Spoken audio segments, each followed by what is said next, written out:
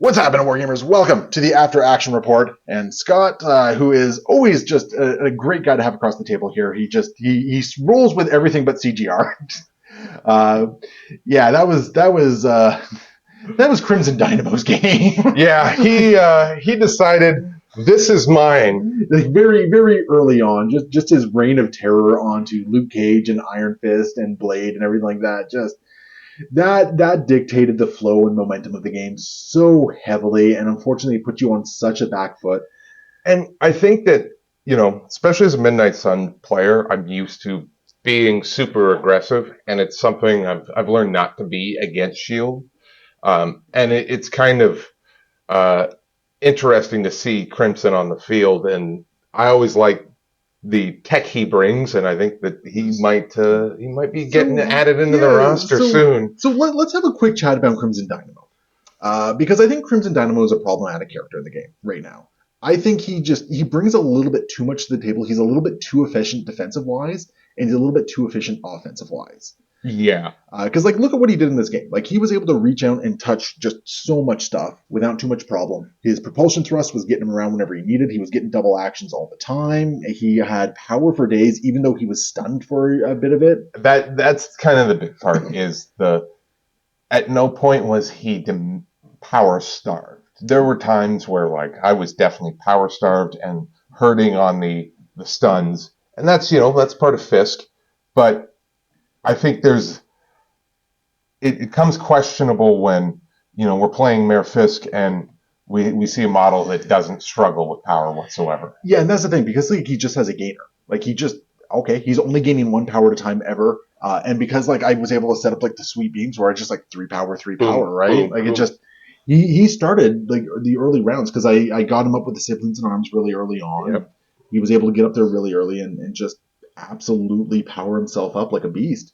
And and this is currently in the meta of the game. There's a lot of models that offer additional movement to other models. So there's a lot of opportunities to get him up early without an activation. Absolutely, siblings in arms, sit rep, all that sort of stuff. It just moves him around a lot. You could even look at if we're talking about other affiliations, we're looking at the dog. Inhumans with Lockjaw. Yep. Sam. Red Skull has some way of pushing some people around. Yeah, so Crimson Dynamo is a problematic character. I think either do one or both of these suggestions, and one of them would be increase his ability to reroll dice by 1 power. Yeah. I think would be a very fair change to his kit, especially considering he has an ability that he can give himself 2 power for an action. So it just makes sense. The other thing would be is maybe reduce his beam to range 3. Yeah, I think beams should be very careful in the current landscape of the game because of how close-knit a lot of the objectives tend to be. Yeah, that range 4 beam just reaches out and touches everything, right? It's rough. It's very dangerous, and I think one of the things we haven't seen on a lot of models is area attacks.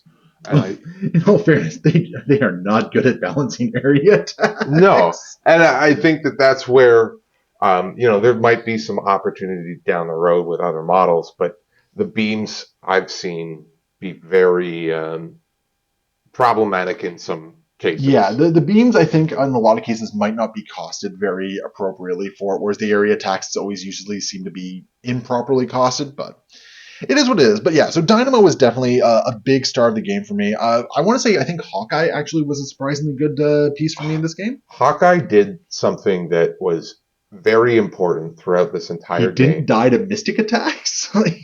That was secondary. Actually. I don't know. That's a pretty big deal to me. That's pretty big. Dude always drops the mystic attacks for me. The biggest thing he did was throw out shocks and minimize.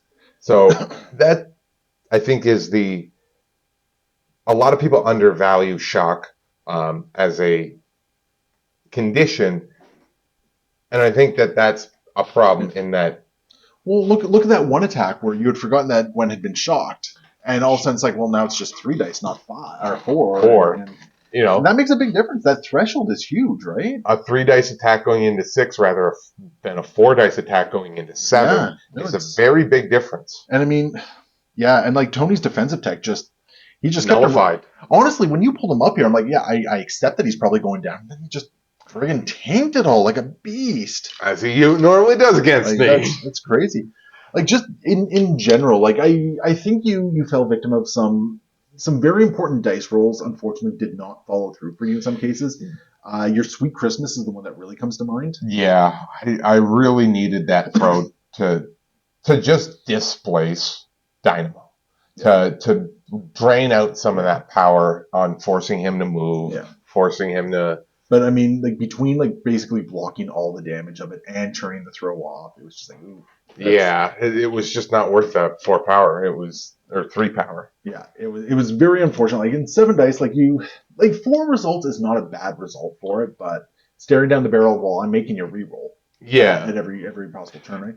and that's I think part of his biggest, as Dynamo's biggest Impact in the game. impact in the game right now is his offensive reroll tech on your opponent. Well, because it's huge. It's It really is huge. Like I mean, it's not quite the same as removing dice from the attack, but I mean, you're basically you're turning off triggers.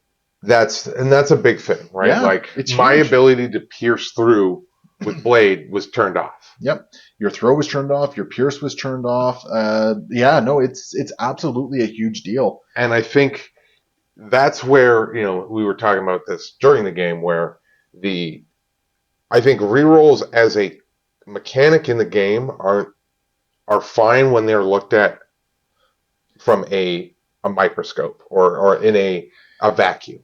But when you start adding them into the landscape, you get models like Crimson, Well, or even Strange having Eye of Agamotto and saying I'm just re-rolling everything and saying I don't like this roll. so I will say this. I think in all the time we've been playing together, I really like your evolution of use of Strange. Yes. I think you've started utilizing Strange in much more efficient ways. I remember very early on you tried to use him as a more beat stick. Yeah, and he doesn't work that way. No, but you've really been embracing him as a support piece, and I think his support piece kept the game from steamrolling heavier than it did. Oh yeah. I can only my whole plan with Strange is to have him try to isolate somebody. Yep. And I mean, I did that with Tony, and it just didn't pan out in the way that I had hoped. And that happens in a tabletop dice game. It's a dice game, yeah. But not expecting Strange to do more than 1 or 2 damage in his attacks is, I think, the way to deal with him. But looking for like making him push people around, maybe activating some people, and causing some havoc, and then like adding extra dice to your defense rolls and everything like that. He's a really nice support piece when he has the ability. I think his biggest problem is sometimes he can feel kind of power starved. That's the big.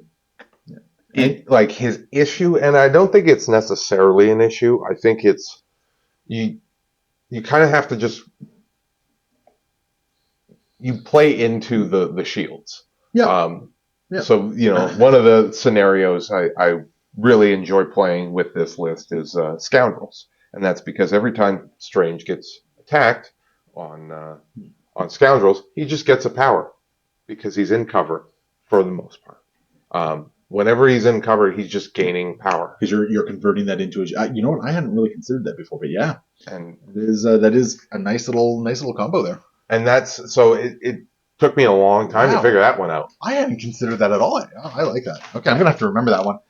It's huge. Like Convocation, every Convocation list should be playing Scoundrels hands down, and don't run Scalpel Strange. You have other options for movements. Run regular Strange, and now you're one of the most defensive lists in the game. I'm gonna put that comment by my buddy Will at House Party Protocol and see what he thinks about that one. But no, that's great. Yeah, I think you embracing Strange as a support piece is really nice. I just wish that the stones did not make them not worth it. In a lot of cases.